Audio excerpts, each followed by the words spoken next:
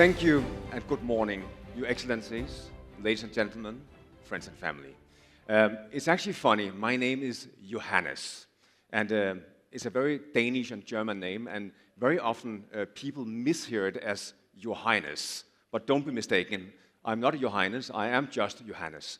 So with that opening remark, I will point out to you where I come from. So you can see this is Northern Europe, and exactly where this red line is Denmark. It's also a kingdom. It's a tiny kingdom, a very nice one, and I'm very lucky to be growing up there, actually. As you can see here, we have actually, even as a small country in the north, we have over 5,000 miles of beaches. The problem is we can only use them around 2 months a year because the rest of the time is too bloody cold to go there. But I was lucky to grow up here, and my mother at a very, when I was very young, chose, because she's an artist, to go to the countryside and move into a small fisherman's village in the very far north of Denmark. So I spent my first years in this tiny village where the fisherman was pulling in the boats on the beach. But then later, this was the 70s, ladies and gentlemen, there was a little bit of a movement called the hippies. You might have heard about them. And my mother, she chose actually to put me into a bit of a different environment. So I, just as Jonathan did also, maybe a little bit left field, I'm going to show you some childhood photos. Are you ready to see that? That's nice, okay. So I will show you now the amazing mansion I grew up in, and it looks exactly like this. So my mother, she chose, of course, to move into a hippie village in Denmark, which is quite a different thing. So, but as a child, you don't know because you just go with the flow, right? So we grew up in this amazing mansion that happens to be an old circus caravan. And there's no doubt that living here was completely a different experience. So having the opportunity to grow up in the 70s, as a child, you don't really know what's going on, but all you can do is just play. And man, did I play all the time. So I grew up here, and I only attended 3 years in school, actually, all of my life, but I still succeeded to do business around the world.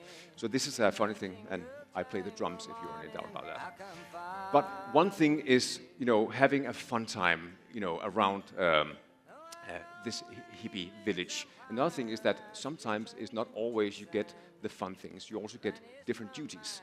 So I can show you on this next photo here, I am doing the dishes on our outdoor kitchen, super luxurious. And you can see I'm not very happy because my mom was like, you have to do dishes, you have to do wood, stuff that you normally do in a household, right? As a child, you get some duties. And the thing is, I thought about the place where I escaped to when I was a kid. It was to go to my grandmother's place in a beautiful other village called Skagen. If you ever go to Denmark, I can only encourage you to go. Beautiful architecture, amazing scenery out there. And then I went up there and I had an amazing time. And you can see on this next photo is that I'm just smiling. And the reason why I'm smiling is because I had to think about nothing. There was no demands. There was no dishwashing I have to do. There was no wood I have to carve. Nothing like that. It was warm. There was central heating. So luxurious. And all of a sudden, there was pancakes. And that made me think about the hospitality industry, how this experience shaped my ideas about it. Because my first experience with hospitality was not a hotel. Neither was it a restaurant or a superior airline with first-class seats. No, it was my grandmother. She gave me the first true hospitality, and I called it the invisible hand. And the interesting thing about that is that, we don't know about this because we are children or we are young. But coming to your grandmother and get this unconditional love and attention is actually the really most important part of hospitality. And I'm just going to show you a little bit about what I have done for this hospitality experience and how I got inspired from it. Because when I was a very young man, I moved away from the hippie commune, of course, and I moved to Copenhagen. And one of the first movies I was inspired by it was Stanley Kubrick's A Space Odyssey 2001. And I thought, basically, in 2001, I would be able to go to the International Space Station and check into the Hilton Galactica Hotel. I was a bit disappointed in 2001 that it wasn't possible yet. But anyway, this whole design environment, you can see, is very inspiring to a young man. So what do you do when you are a man and you are in a big city of Copenhagen and you are in your early 20s? You do, of course, a nightclub. So I did a nightclub, as you can see here. It was white, and anyone in operations of hotels can tell me it's a very bad idea to do a white nightclub. Strawberry margarita all over the place, and very difficult to maintain. But it was very immersive, and it was very hospitality-driven. Everyone was dressed in white dress. There was small videos in the powder room, and this is 25 years ago, with space launches, and there was space sound in the elevator you're getting up. So everything was driven about this invisible hand of service around you. And moreover, when you do something as difficult as a restaurant or a nightclub like this, most important is longevity. This place lasted for 20 years, which is, in nightclub life, that's 200 years, because normally they close down after 2 years and then you remodel. But this one lasted that long because of its design, I believe. Then when we do other things like that, I had a privilege to be the chief creative officer of Bang & Olufsen, which is a Danish luxury brand. And also here, I started a totally new movement of products. You can see this is a loudspeaker. But up here is also loudspeakers, and those loudspeakers are more like totems. They're just enlarging my voice. But this one is like, hello, I welcome you. And this is really what design is about also. It's like to welcoming and making something that is surprising. It's more like a piece of furniture than it's a loudspeaker. And of course, in this time of 5 years where I was leading this company, we created many new products, and of course, televisions that could communicate to you by opening up like this. And this also was a way to make a hospitality-driven company that makes products, which is a very different approach to this. But also here, we also had the privilege of doing all the retail stores around the world. And this was a big task because it is a super expensive and time-consuming exercise to do. So here we managed actually to do something that is quite immersive as well. For instance, here you got invited into with a cup of tea or an espresso to sit on this couch over here, and you will suddenly get moved around in the room and watching the different television models and listening to the speakers and so on. And I would say very often in these flagship stores, people walked in the door and they pointed over and said, how much is that? And they said, which one, sir, the television? No, the walls. So people want to buy the rotating walls also, which I think is an accomplishment to the big picture of that. But making these immersive experiences, again, it is like an invisible hand, something that really surrounds you without you noticing. When we do the store designs as well, this store, for instance, is a good example. It's an independent building, and this particular store was very advanced in the way that you can go and scan a QR code, and you can actually take control of the building 24/7. You can play your own music in the outdoor speakers, you can play with the lighting, and very often in the summertime, this is in Denmark, people will go with their phone and have a party with the store at night, which I think is a great accomplishment also for a company that promote music and visionary thinking. But from here, going into another thing, which is trains. So I could say Bang & Olufsen before I could say ABC, because I was so fascinated about it as a kid. Another thing I was really fascinated about was trains. And this one, red train, always took me from the surrounding of the hippie commune to see my grandmother. And I went from this one to this one, which was a silver train. And as a 5-year-old kid, you can imagine, for me, that was like, wow, this is like a spaceship on wheels that can take me to my grandmother. That's amazing. So many, many years later, I got the opportunity to actually design the new Danish trains, which is a 5 billion euro assignment, which was pretty scary. And this is the new trains of Denmark that will be on the track next year. And this is also a hospitality project. This is a place where you have to have a really, really good time. It's a place where you have to enjoy yourself while traveling. It's a place where there's room for everyone. It's a place where you can work and play and just enjoy yourself.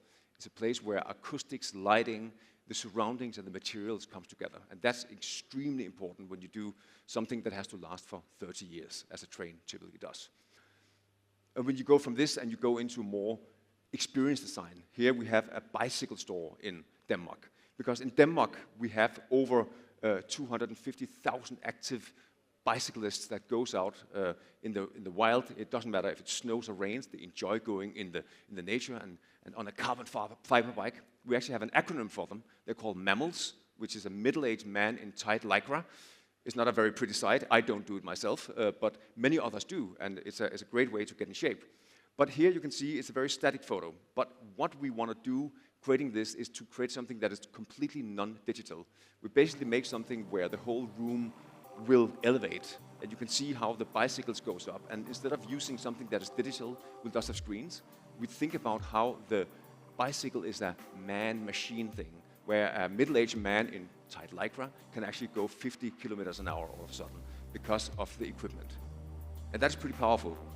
So with this particular store, we really gave a lot of attention to the hospitality, but also to the experience, to actually make something that happens around you without you ever meeting any technology. And I think that's a superpower in any experience during design that we are doing. And going from here into restaurants, because I love restaurants, and I think we all do. This one is one we made in Copenhagen, which I'm also part owner of course.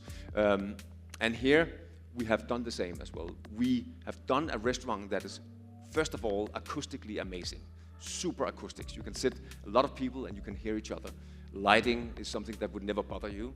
And the service is amazing. Also because there's enough space. So the sommeliers and the staff can actually get around without you even noticing. So you sit and enjoy a dinner, and food is coming in, drinks are served without you ever noticing it. And that, I think, is a superpower, because that is also the invisible hand that inspires you to, get a better experience in that sense.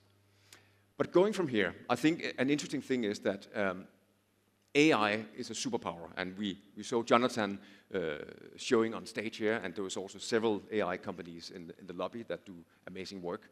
But we worked on a project actually in Doha with Accor on finding a new way to create experiences in the guest room.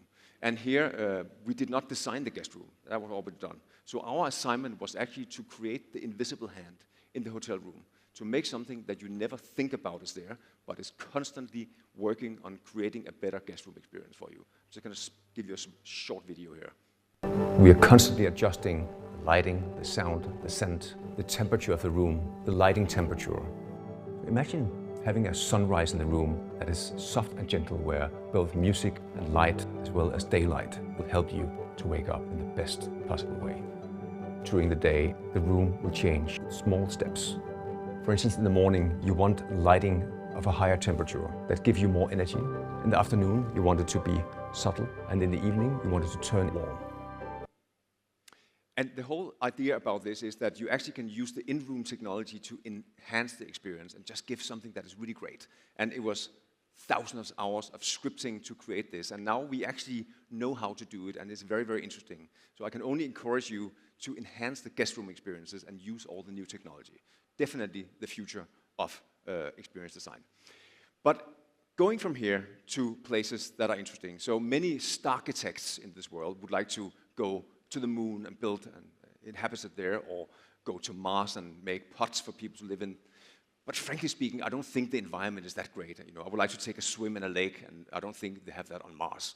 But there's many places on Earth that looks like it would be space. One of them is Joshua Tree in California. And here I'm very privileged to work with my family to do a retreat there in the desert on a beautiful piece of land. And the first building is this round building that is inspired by the native Indians of the area. And actually our idea here is to create something that is pretty unique, that is a new way of hospitality, self-served or completely with staff that can help you. And I think this is something in the kingdom that would also work very well, because there's new ways to think about hospitality.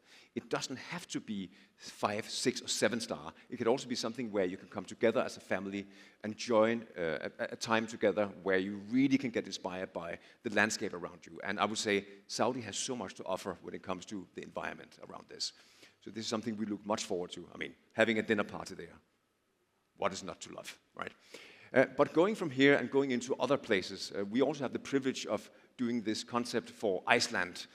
Actually, very far north in Iceland, something called Snæfellsnes Peninsula. There is a tale about a half-man, half-troll that lives in the mountain. And here we had the opportunity to create a whole concept about creating this retreat and resort at a glacier opening here, and create something where you really forget where you are, where there's no technology, there's no television, and there's no Wi-Fi. I probably, would doubt that's going to happen in reality. But anyway, it's a place where we use this tale of of the glacier to create all the hospitality and spa experiences, and use natural and local materials from the region in Iceland to create that also. And here you actually have the rooftop pool where maybe people can use it for 3 days a year because it's snowing the rest of the time, but it's beautiful snow though. And I think this is also something that is possible to do in this kingdom because you have so many opportunities, so many beautiful pieces of land that could be really, created in a new way. And I'm not saying that there's something wrong with the big brands, but also a local brand from Saudi would be really able to do something that people would travel from all over the world to experience. But from Iceland to another place that is also far away, and this is a place where there's more reindeers than there's people. Actually, only 75 people lives in this small village in North Cap, Norway. And even then, 75 people lives there, 250,000 tourists visits every year, and there is no hotel. So a client of ours made a competition that we won. Thank you very much for that. And they bought this old school that was the most northern school in continental Europe. And of course, with 75 people, there was no children left. So what do? You sell it to a developer. And this is a heavy armored concrete building. And on that, we have actually managed to build, or will build, this wooden tower. It is a pretty big building compared to the small village houses, but we tried to make it blend in with nature, and it had to be called the Lighthouse Hotel because that was the concept. But we managed to make it entirely out of something called cross-laminated timber. So it is a complete timber building, which is very, very sustainable to build and very strong both for weather conditions, but also for wind, because there's a lot of wind in this part of the world.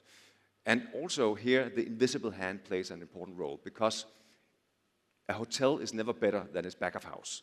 If there is a bad back of house, the hotel is dysfunctional. So this one here is a purpose-built building to become a hotel, and that's very important. And of course, they said a lighthouse, but I think it's more interesting to make it a vertical lighthouse because maybe we can get some UFOs to land there. They can take some of the reindeers with them to space. Wouldn't that be fun, right? But you can see here we have done some early conceptual, but generally, when we do the interiors for these kind of places, it has to play a less important role because really what this is about is the exterior and the surroundings that has to be powerful. So we do something that is subtle and comfortable for you to experience the nature the best possible way. Now, and by the way, this is the old swimming facility in the school that we made into the spa. So regenerative technology is definitely used here. But the interesting thing is that when we talk about the thing about going to space and going to places that you really want to, build something. I mean, if we built this one on the moon, it would be probably a great property, but it would be kind of difficult on a daily basis. I think the kingdom has opportunities to build in places that is super inspiring and very, very new. And I think there is opportunities to really create something, that will make people travel from all over the world to come and experience the kingdom. So when I thought about this, giving the fact that a building is something that you built for it to make purpose for people to visit, I think there is great opportunities to do this. And if we go a little bit back from space and think about where we are right now in Riyadh, in a beautiful hotel, Mandarin Oriental, I think we should think about the true meaning of hospitality.